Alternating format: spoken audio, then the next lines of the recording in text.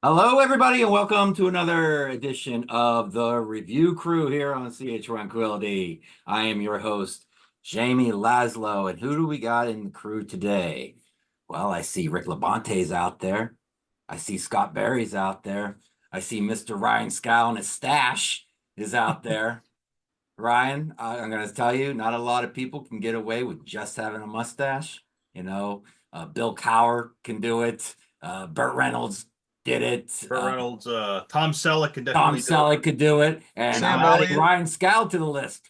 That's a awesome list. So I appreciate that. Oh yeah, there you go. You're with us, Stash Royalty. So we got some albums we want to talk about today, some new releases, reissues or new releases, or maybe some new live albums. I forget what everyone wants to talk about out there. So we're gonna go around the horn here, and we're gonna start with Rick. And tell me, Rick, what you got that you want to talk about. Sure. Now I've been following the past episodes, and I've been also following Pete. Obviously, every Wednesday you got some bunch of new goodies, and I bought a lot of the similar stuff. So when you asked me about for this program, I had to make sure nothing been done because I don't want to repeat. But one of the shows that we did and I talked about the Blue Ultra Cult live the first night, and how cool was it that they played the complete first album and entirely and so forth. Well, they came out with that second night, and I was saying they were gonna do that. So and like we mentioned before, it's a CD DVD combo, two CDs plus a DVD of the entire performance. And just like this one, it had the present members and some past members come up to perform either a few songs or all night long, depending on the night. And again, what's neat about this second night, that they played the entire second album before they started playing some of the 50 greatest hits. Now, mind you, there are some repeat songs. Okay, they were promoting the Symbol Remain album, and of course, they're gonna have to play Don't Fear the Reaper and Godzilla, but they had a lot of other tunes that they didn't play from night to night, which is nice. So if you're at both of those performances, you didn't feel like you got ripped off. It's like you got a lot for your money. And to capture this on film is a great historical thing to have for any Blue Oyster Cult fan. Now, Ryan, am I correct? You went to the second night? I unfortunately did not make any of the nights. Oh, okay. I remember you were talking, but you tried. I tried. I just it didn't work out, but I've seen him a lot, but I missed those three shows. Okay. So I wasn't sure if, maybe he saw this and this wasn't the one that you didn't make. But So anyway, there's three shows then. Does that mean the third one's going to be the third album? it is. I don't know. It seemed to be the pattern. Yeah. You know? I have some friends that went to all three and they loved it. So I would imagine that's going to follow at some point. But Well, they did do Agents of Fortune. I have that DVD CD combo. That was a few years ago on their anniversary of that album. And they performed that, I want to say Cleveland, if my memory served me correctly. I didn't bring it with me. But I had that, and that was a nice treat to have. But man, I mean, Secret Treaty would be awesome because that's one of my favorite records. Yeah. I love Same. the Black and White's 3 album series. That's one of my favorite things. But Absolutely. yeah, folks, if you want to check it out, they live up to the reputation of being a great live act and delivering the song just as you remembered it on album. Jamie, you got this too, right? Yeah, I watched the DVD a couple weeks ago while I was working here. I was Right having on. a concert while I was doing my job. I was like, work sucks a little less today. Right on. It's nice to hear those songs translate live because you heard it in a studio fashion. And many albums that they have put out, those songs were never done live. So it's nice to That's have. true. Yep. Yeah, I got them both. They're excellent. yeah, I think they're really, really good. And they look nice side by side. They're like thick and they look similar, like a volume 1 and a volume 2. Agreed. Yeah. They look good on a shelf. Yes, they do. And same thickness, same height, consistency. Yep. All right, moving on. All right, Scott, what you got? All right. Well, my first pick is it's the fourth album by Irish post-punk alternative band Fontaines D.C. The new album is called Romance. I've and it just seen that dropped last. somewhere. Have Oh, you? okay. Yeah, one of my record stores I follow on Facebook was It just dropped last Friday. I'd been exposed to their music since 2019. I first saw them live at the South by Southwest Music Festival in 2019 with a friend of mine, just a few months before their first album, Doggerel, was released, and I liked them right off. They had this powerful, rapid fire delivery and this intense punk energy, which ended up being showcased on those first two albums, Doggerel, and their second, A Hero's Death, which was released the following year and kind of built on that punk sound and had a bit of a darker feel, although that was released during COVID, the summer of 2020, and that might have something to do with why I see that as maybe a bit of a darker album. But then I found their third one, Skinty Thea, which was released in 2022. I thought that one, at least initially, I found it a little disappointing. Didn't seem as punky as the first two, but it was more atmospheric. But over time, it's kind of become a bit of a grower. I've really come to like that one. And it's kind of prepared me for this one because this one kind of goes more into that atmospheric sort of dimension. The track Starburster was released several months ago already, and I'd already listened to that and liked it a lot. I could already tell, you know, they're still kind of expanding on their sound since the earlier albums. The songs seems to walk a line between that early punk sound, and it's got like a dash of hip hop. He's definitely got the rapid fire vocals on this. And it goes back and forth between that aggressive punk approach and the more melodic refrains. First track on the album, Romance, it starts slow, but it starts to build quickly, and it has this overall sort of ominous feel to it, which ends up being a recurring theme throughout the album. Has a bit of a sludgy feel that's a little reminiscent of Alice in Chains.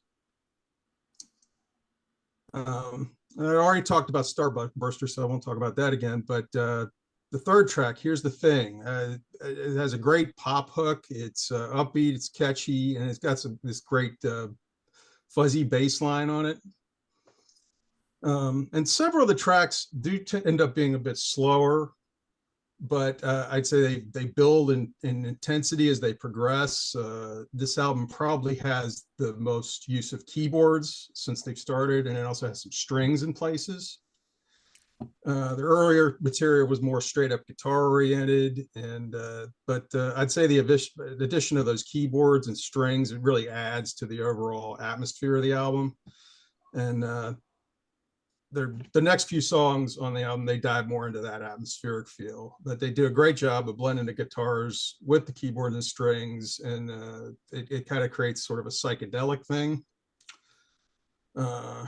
But the guitars don't dominate on those tracks quite as much as they do on other songs, and it kind of gives the songs a bit of a goth feel, and even shoegaze in places.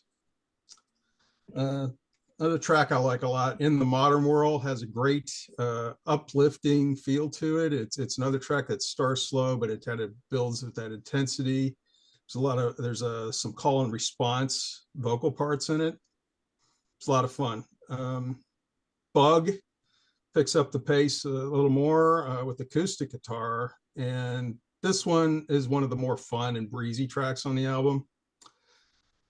Death Kink picks up the pace again, and that one's a little more guitar centered, and it even gets distorted in places. And the one that finishes it off is probably the most upbeat, catchy, and dare I say, optimistic sounding track, Favorite, which is on track to be my own favorite. The thing I said earlier about there being this ominous feel on most of the tracks, well, this one would be the exception to that. And it's one of those just go out there, take on the day kind of feel good songs, and you just don't want it to end. But it does end. And overall, it does what the best music does. It leaves you wanting more. And more might, if you had more, it might be a little too much. We all know how that goes, right? Sometimes more is not better. Runtime on this is only 37 minutes, and I don't think I'd change a thing on it. So you might be asking me, well, if you're a fan of this band that like those early, more aggressive punk albums, would you like this? And like I said, the last two albums have been a little more growers for me. They didn't right away. I didn't like take to them right away, but the more I hear them, the more I like them. And I do miss the straight up punk of those first couple of albums, but I think we get a good trade off. And we still have those trademark vocals of Grian chatting with his very thick Irish accent. And we also still have the excellent guitar team of Carlos O'Connell and Connor Curley. And it's kick-ass rhythm section. Connor Deegan on bass and Tom Cole on drums. And I really got to give it up for Tom. He really earns his paycheck here. Drumming on this album is just spectacular all the way through. And they all, when it's all said and done, they really still deliver the goods. And some might call this album a sellout, if you're more into the punk thing and it, the catchier pop oriented songs and the use of keyboards and they've just signed with a new label, bigger label. They went from Partisan Records to XL Records on this latest one. But I think they made that shift without compromising their musical integrity. It's very enjoyable listening, in my opinion. Cool. Cool. I was wondering what that album was all about when I saw it on that Facebook page of that record store. I thought it was like something. You might check it out. Yeah, I thought it was something way different than what you're saying. But that's cool. Ryan, Mr. What were you thinking? Reliable. All right, well, I got two albums and neither are metal albums, so Whoa. Surprise. I know. Oh. Who are you? What have you they're- done with wine? They're taking a plus the green, the fucking bright neon shirt too. No, well, they're in the realm, the outer realms. They're related, but neither are metal. So the first one is a Swedish band. This is their debut album. Just came out last month. The band is called The Other Sun, and the album is called Damon Devil Dawn. So this band is so there are a fair number of bands out there today that are playing like sort of retro, old school, whatever you want to call it, like old rock. Obviously, the biggest name in town is Ghost by far, as far as popularity and sales and so forth. But there's a lot of names out there. I know Pete Pardo on several shows has mentioned the band Lucifer. Karen's mentioned the band Cadaver, and there's a whole bunch of them. There's an old Dutch one that I'm very fond of called the Devil's Blood. I find for the most part, I'm not really into a lot of that scene. Some of the bands are cool. But for the most part, it just kind of, not that I dislike it, but it just kind of leaves me emotionally cold. It doesn't have really an effect on me. But this one's an exception. So these guys, they do a couple things different than most of those peers. Right off the bat, you put this album on, it's not very hard rock. It's much more subdued. It's much more laid back. There's actually a lot of surf rock on this. There's a lot of Dick Dale. Very, very kind of like laid back guitars. There's a lot of Ennio Morricone, like if you like that Western kind of that spaghetti Western feel, they throw a lot of that in too, which again, right off the bat, surf rock, like a lot of that Ennio Morricone sound, that very cinematic Western thing. That's different. Twangy guitar. What's up? Twangy guitar. Yeah, very right? twangy. And they incorporate it very well. It doesn't stand out as a gimmick. It doesn't stand out as why are they doing that? It kind of like it flows very smoothly. The production's nice, warm, and organic. Everything meshes together well. Nothing like you're not straining to make anything out. There's no ear fatigue, so there's no like brick wall mastering or anything like that. It's very warm. Andy Sneap didn't produce No, it? there's no Andy Sneap on this too. Oh, okay. Another good comparison, I'd say, if you know the old Newark band Swans. Some of the mellower stuff that the band leader Michael Gira did in his the quieter moments of the band, that kind of works its way in there because it is ultimately it's an occult rock album. So the lyrics are very dark. They deal with the occult. They deal with that subject matter. So it fits in with that realm of music. But to me, much mellower, much more laid back, very relaxed. They really take like a different tack, which is good because a lot of those bands tend to go with like, a very Black Sabbathy feel. I want to say almost like a stoner rock feel, which is fine, but that path has been followed extensively. So this to me it's cool because they do something different. They do it well. The songwriting is there. The vocals are there. They're pretty. That's part where the vocals are something that actually does remind me of the band Swans a lot. They're kind of not even sung. They're just like almost, talking, I guess. Tom Waits would be another example. The guy doesn't sound like Tom Waits, but he has that approach sometimes with vocals, or you want to say like Warren Zevon at times too. Lou Reed. What's up? Lou Reed, maybe. Yeah, I could see a little Lou Reed. Oh, he does the has talking that, thing, yeah. it's like more talking than singing, Yeah. but it works well. It meshes well with the music. There's 8 tracks on this album. It's fairly short. It doesn't overstay its welcome. There's no songs that kind of veer off into the wilderness. Yeah. And this is from someone that wants to like that style more, but like I said, a lot of these newer occult, doomy, modern rock bands, they just kind of leave me cold. It's just not really my thing. How did you come across that band, buddy, or that album? So a friend of mine who runs a record label in Ireland that usually releases black metal and death metal sent me a link to it, and he's like, "I'm going to release this." And I heard it. I'm like, "That is totally out of left field for the music that you usually release." And he's like, "Yeah, I know," but he's like, "I really, really like it." It's like you all much like myself. He's like, "I don't really like." The record label is Invictus Productions, by the way. I've talked about them a couple of times, and they've had a lot of good releases this year, so getting a lot of attention.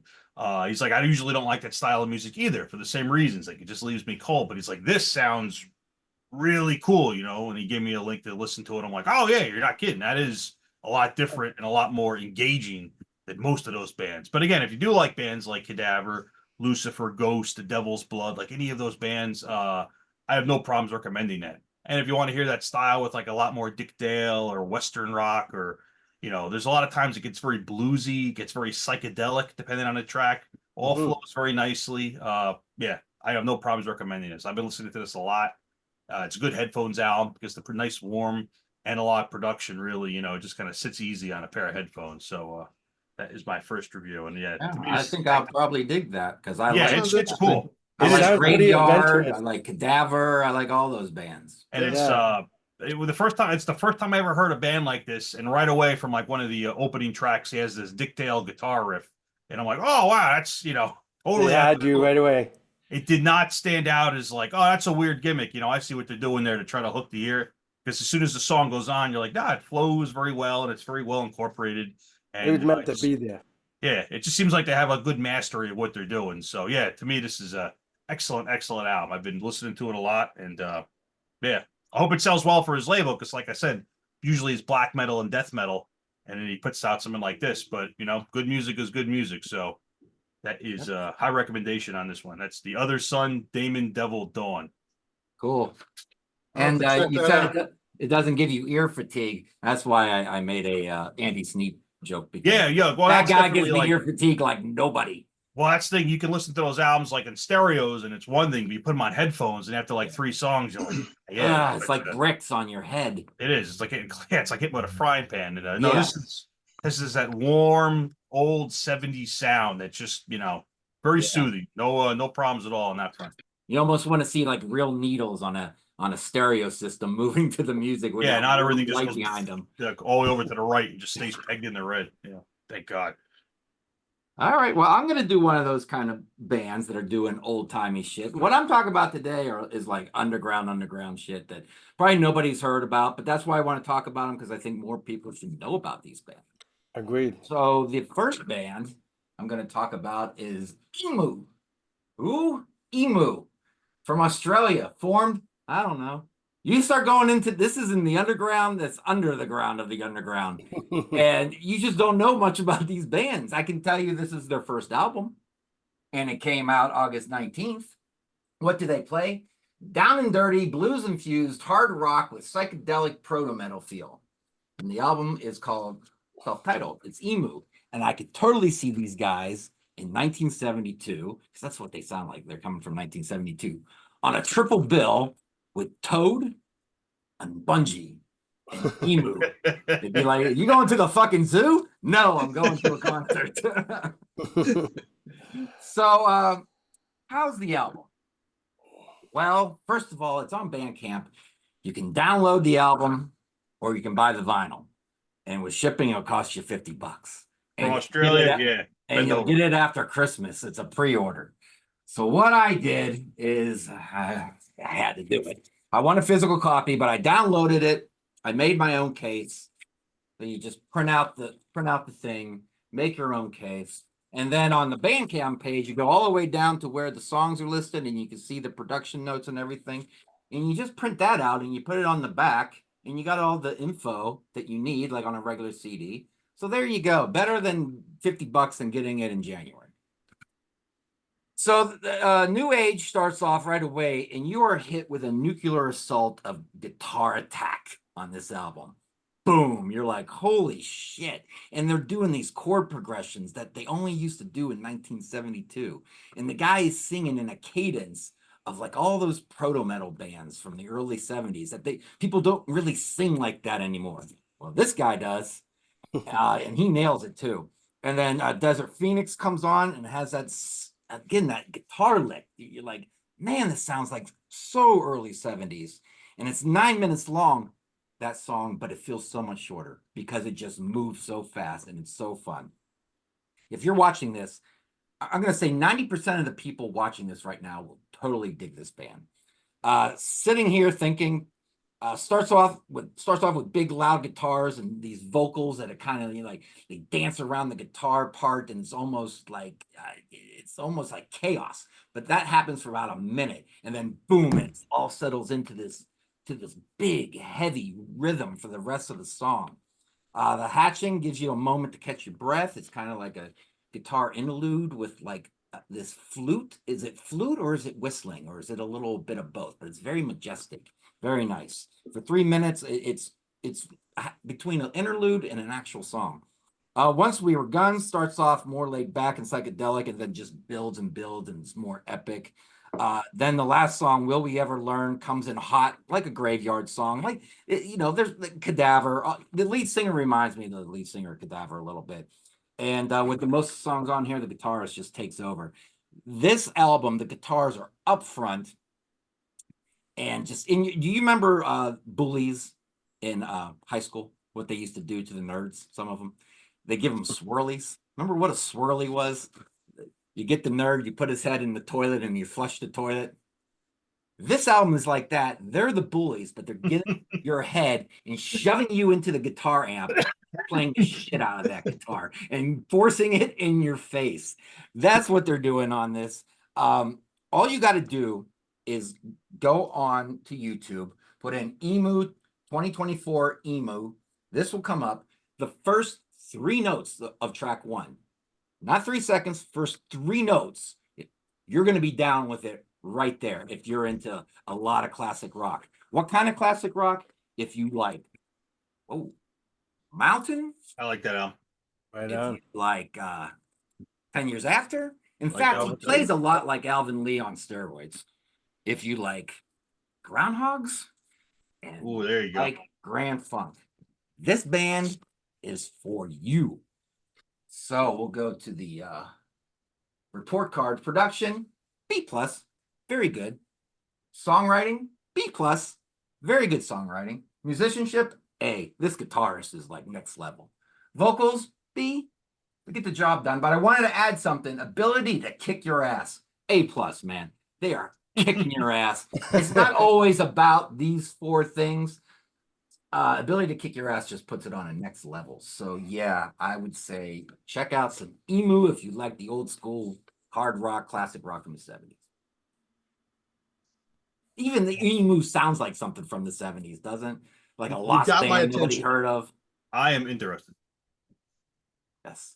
So Rick, what's your next one? Well, to continue the live thing, as it is, I'm a co-host to the once a month program with Pete, where we do live album love. And if you haven't checked that out, check it out. We've done the Allman Brothers and Deep Purple. We're going to do Jimi Hendrix next month. Well, this year, the Flower Kings put out a live album called, live in Europe. This is recorded in Netherlands, October 23rd.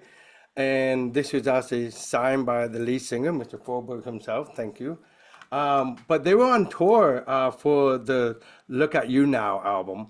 And this is the recording of that tour. And I don't know if they were sharing the bill with somebody, because the surprising thing for me, first of all, let me say, this is a fantastic live record.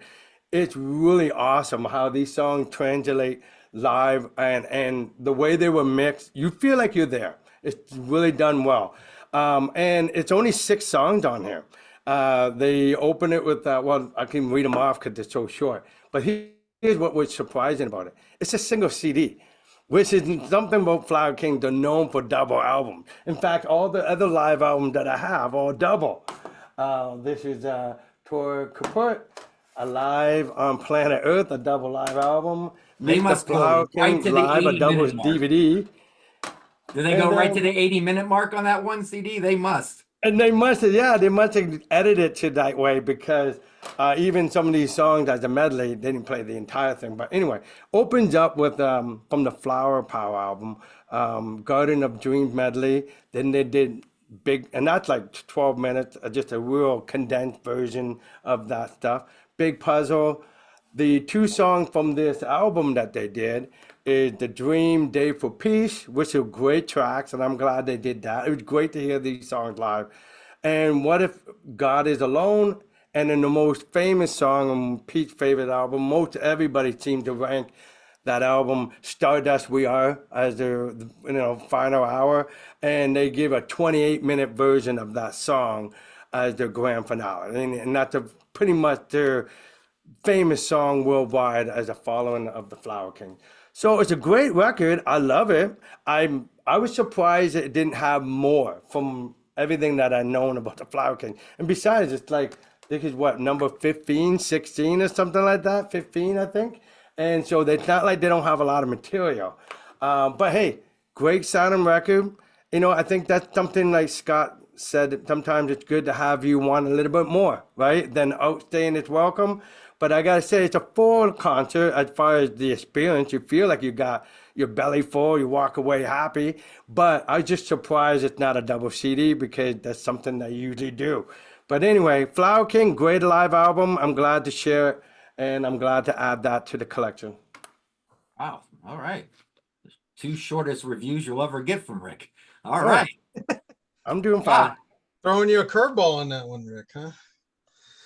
Okay, well, before I get started on my second pick, I have a question for my fellow panelists. Based on this photo alone, what genre, style of music do you think these guys would play? Hipster shit. Say again? Hipster shit. Hipster shit. I don't know. Kind of like I'm not gonna say Old Crow Medicine Go ahead. Show, but something a little bit more bluesier and heavier than that. I'd say something like the Black Crowes, maybe a little Bob Dylan influence, maybe a little grunt like Merle. I learned a long time you can't judge an album by its cover, but I say this. I would think that was a bluegrass group or something, or somebody that plays the jug, the guitar, but we know it's going to be something a lot different. Can't judge an album by its cover. Yeah. Sometimes you can. Yeah, Rick kind of gets where I'm going with this. Yeah, you guys are wrong. These guys are a prog band, believe it or not. Don't look like a prog band, but that's what they are. This is Mythology. They are a 3-piece progressive rock band from West Milford, New Jersey, that was formed in 2007. They use a pretty large palette in their music, include elements of jazz, hard rock, blues, metal, classical, and movie soundtrack music, and managed to bring it all together in a mostly cohesive manner. And this is their 6th album, The Story of Sound. Now that looks like a prog rock album. Yeah. That's They love their circles, those prog rock bands. Look at the back of it there. Yes. More Now I see it. circles. They're doing it in the center of the universe. Gotta love it. I want to thank Pete for bringing this to my attention. I had never heard these guys before. this was included amongst several albums he sent to me for possible review on the show. And based on the cover art, I figured this had to be a prog album, right? And then I got to look at the photo of the band. That kind of threw me. But yeah, they kind of look to me like they could be indie rock or Americana, or But yeah, like Rick said, don't judge a book by the cover, right? Looking at the song titles, there are a total of 29 songs on this, clocking in for a total runtime of 70 minutes. And the songs are divided into 4 movements, and that's a pretty proggy thing, movements. And it happens to be a concept album about there's a fictional account of the man who invented music and the development of that music over time. The narrative goes back and forth between fantasy and singer, guitarist, songwriter Brennan Sosa's own life experiences. So it gets a little confusing sometimes as to what you're listening to lyrically. He assumes characters throughout the album, and he often breaks the fourth wall. But the thing that really sells this album for me is the music. And many of the tracks are very short. I mean, 29 songs it'd have to be, and some of them are on the longer side. The band plays in a variety of styles throughout the album, and there aren't many gaps between the tracks. It's just the songs kind of go right from one straight into the other. And surprisingly, instrument-wise, they pretty much stick to guitar, bass, and drums. There's not a whole lot in addition. There's a little violin here and there, but they sound like they have a lot more going on than just 3 guys, guitar, bass, and drums. But many of the tracks are instrumental, or at least have lengthy passages without vocals. I would say Brennan, he's an okay singer, but the vocals in this case, they're kind of secondary to me. It's kind of the music that I'm really focusing on here. It's fun to hear where they go with the various styles on each track. I can hear bits of King Crimson on Midnight Express. I can hear Jeff Beck, The Sound. I can hear Santana, Overture to Lord Forrest Bloggerstein. Does that sound proggy? I hear Yes, Gentle Giant, and The Sound Resounds. Little Camel, Little Mahavishnu Orchestra, Tangerine Dream on a track called Ghostical Turpitude. Anyway, the list goes on. It even delves into metal a little here and there, and a track called In Flagrante Delicto, and even some funk in a few places. These guys are incredible players. I just kind of wish the production on here were a little better. It seems a little thin in that department.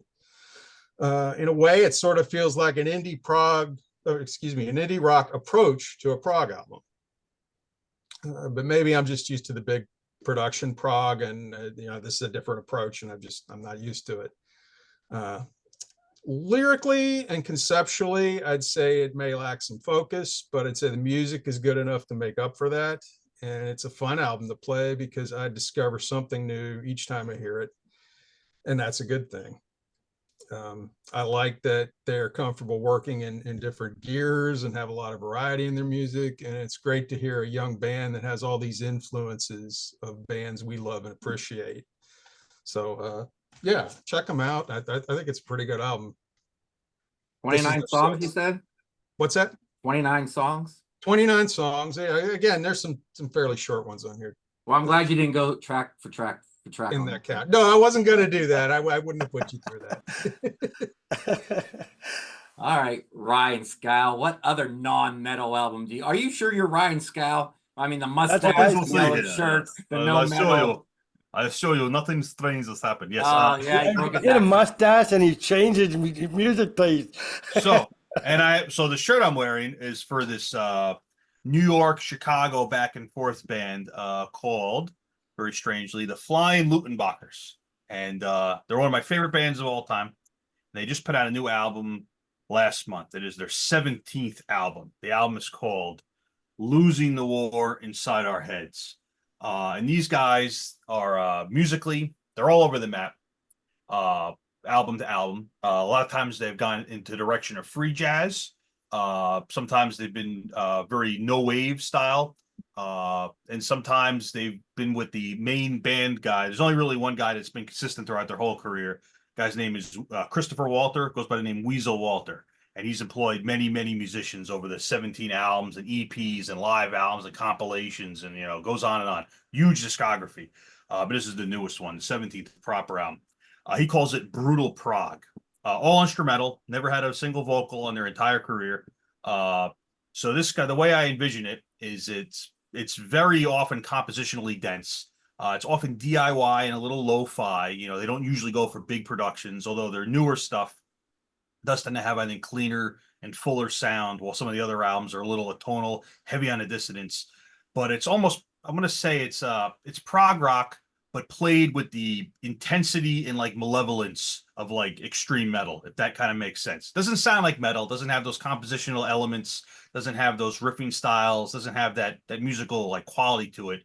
But as far as the speed and the intensity and the attack, Mhm. 'cause you think of like most, even like a lot of prog metal, it can be aggressive, but usually it's not super like brutal, like Dream Theater or even Opeth.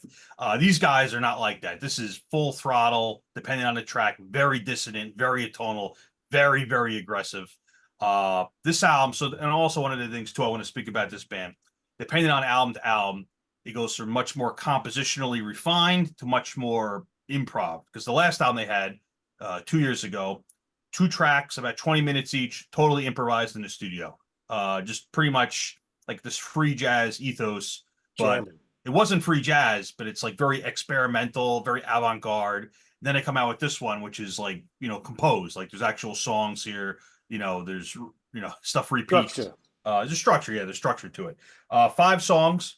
Uh, each song that, they go through quite a variety of moods. One of the songs is much slower and has more of a dirge feel. Some songs, the drums, it's a fucking hailstorm of drums. In this album, they mostly stick to guitar, bass, and drums. On other albums, they've used a lot more, trumpets, stringed instruments, horns, depending on sometimes a lot of electronic elements bleed in, depending on album to album.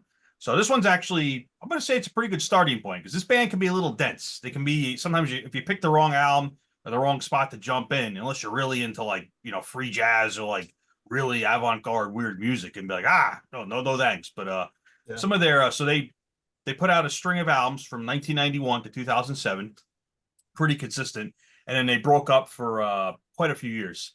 And Walters was busy the whole time. He was playing in jazz ensembles, rock bands, metal bands, very proficient drummer. On a lot of their albums, he does every instrument, guitar, bass, drums, keyboards, does everything, right? On this album, he does most of everything. He does have collaborators that do some bass guitar, and he had a guy come in and play drums on a single of the tracks. But for the most part, it's just him. And I want to say a lot of times when you see her, especially in metal, you get a band where it's a one-man band. It's kind of like, jack of all trades, master of none. But this guy's not like that. Like, he's very proficient on everything. So you never get the feel that it's kind of like sloppy. You're like, maybe it would have been better if you hired, if you actually hired like a competent drummer, A for effort. But, you don't get that feel with these guys. Everything is always like on point.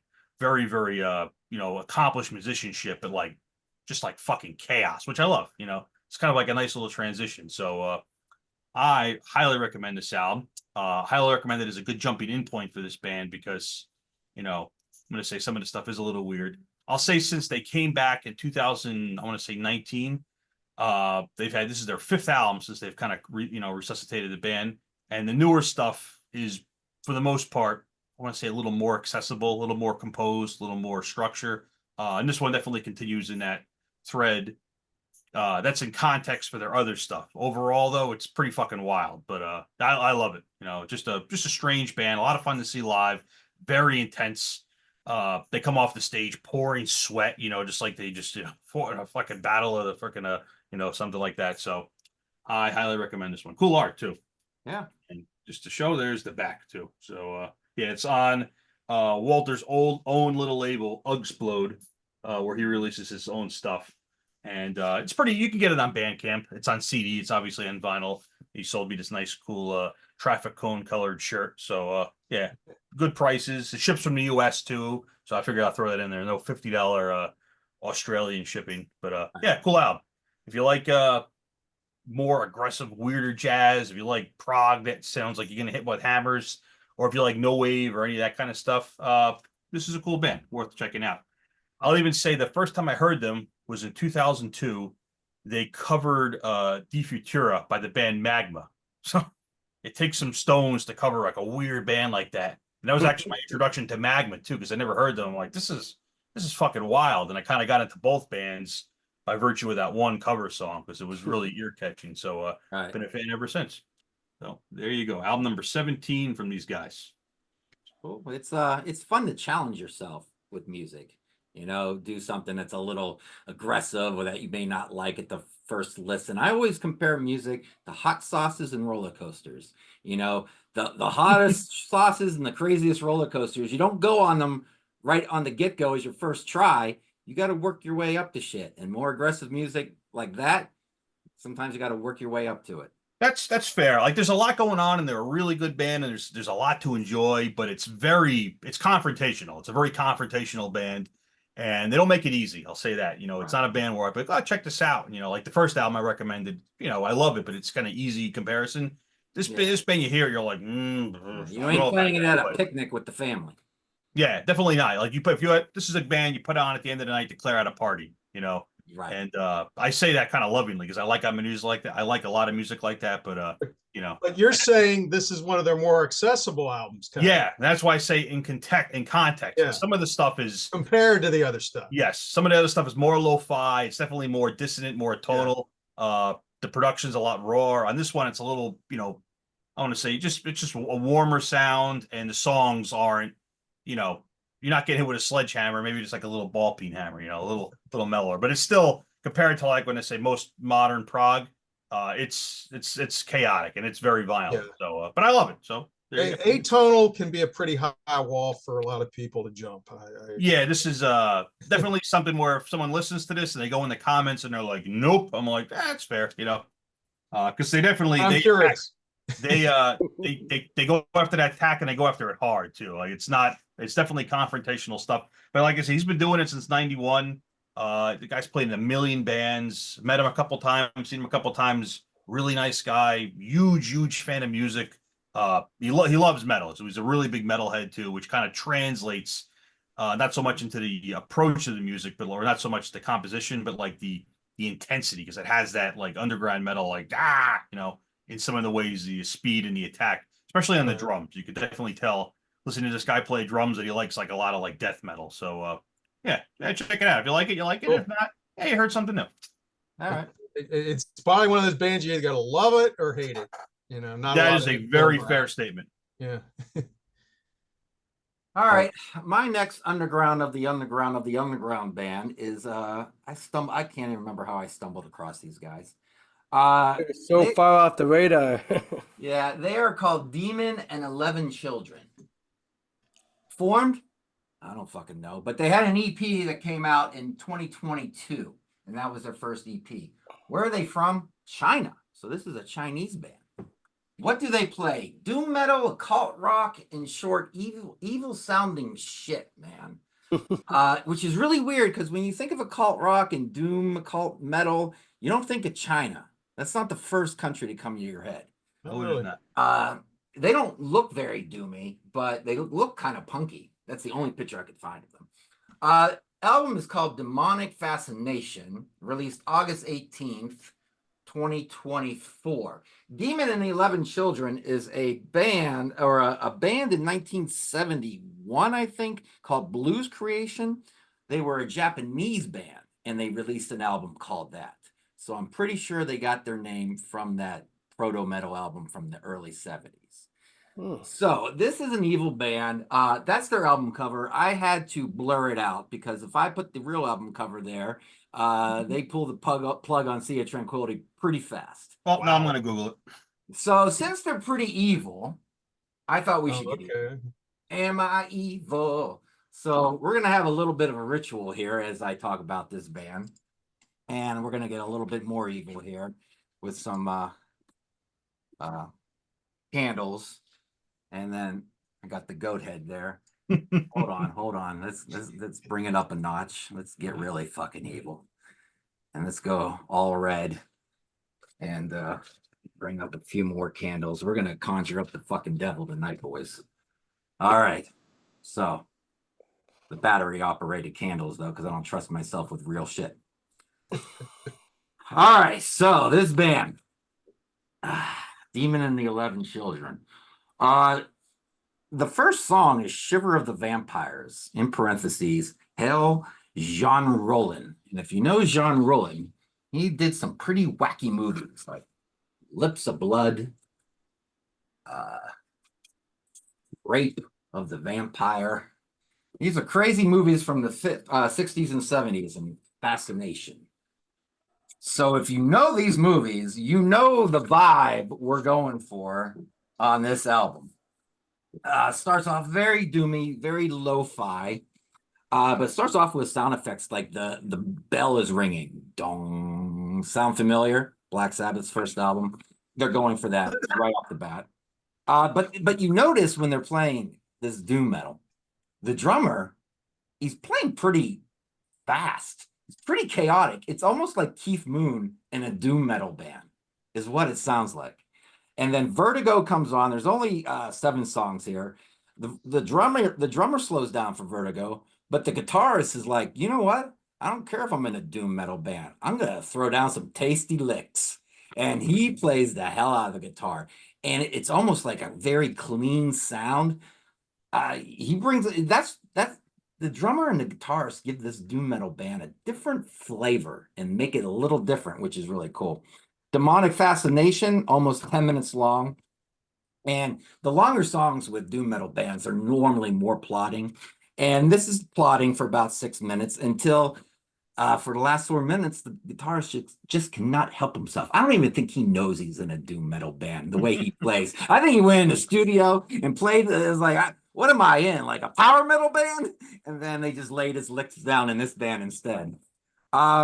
Stabbed by Illusion, same thing, very doomy until Mr. Eddie Van Halen comes in and starts playing his guitar.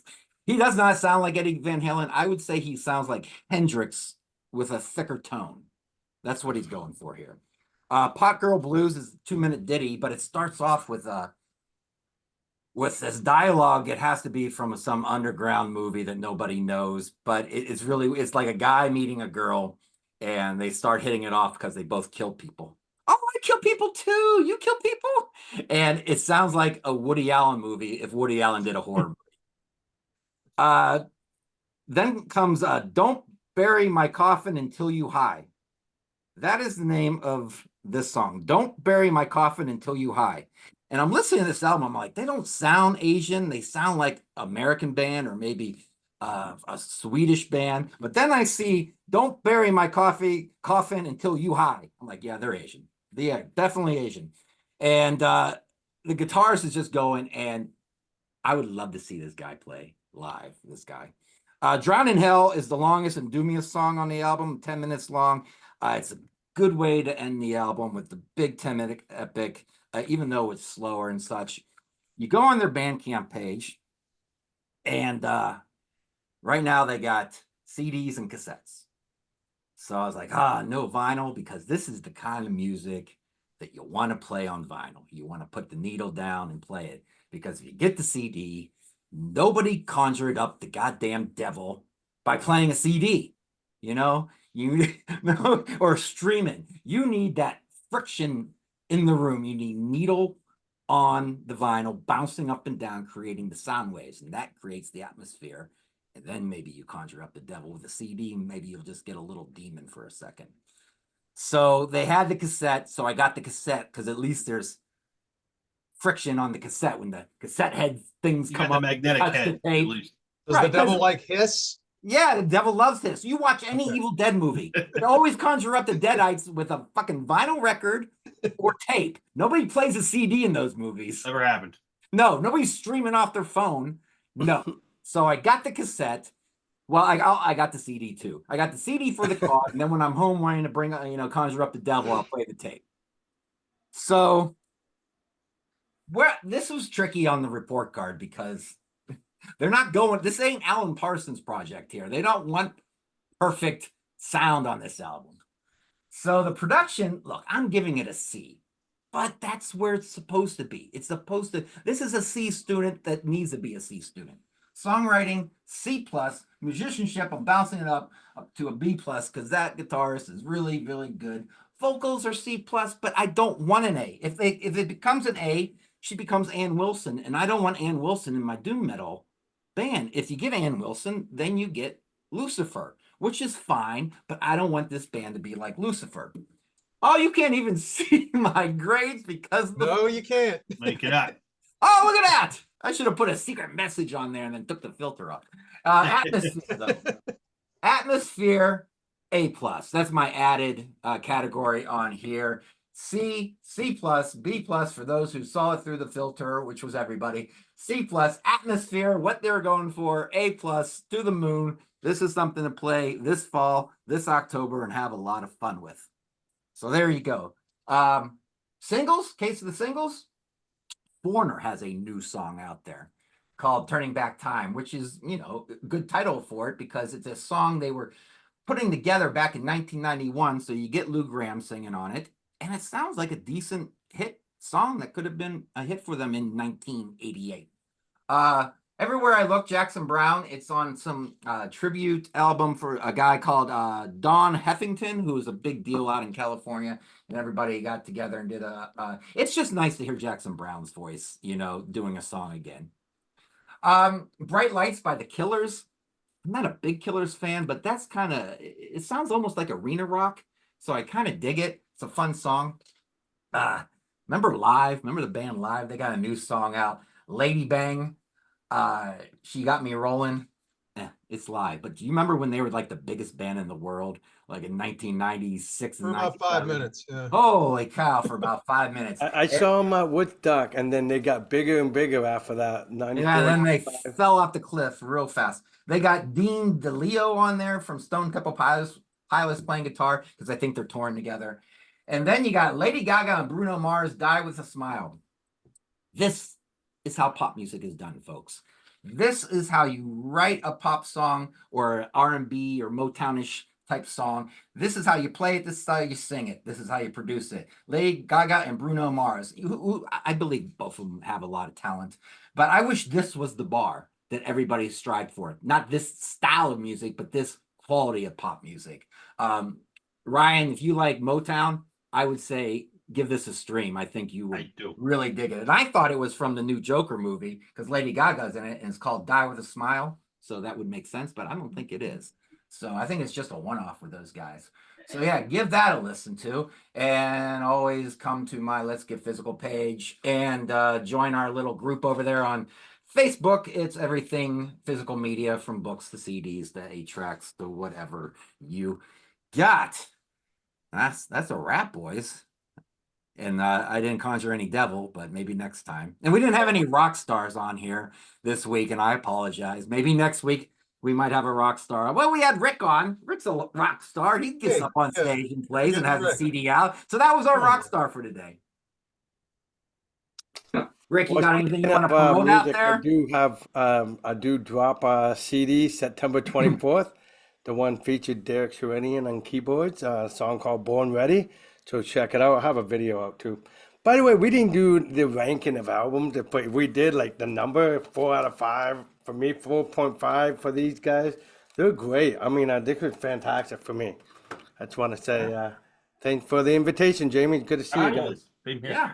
All right, cool. Well, Thanks, Jamie.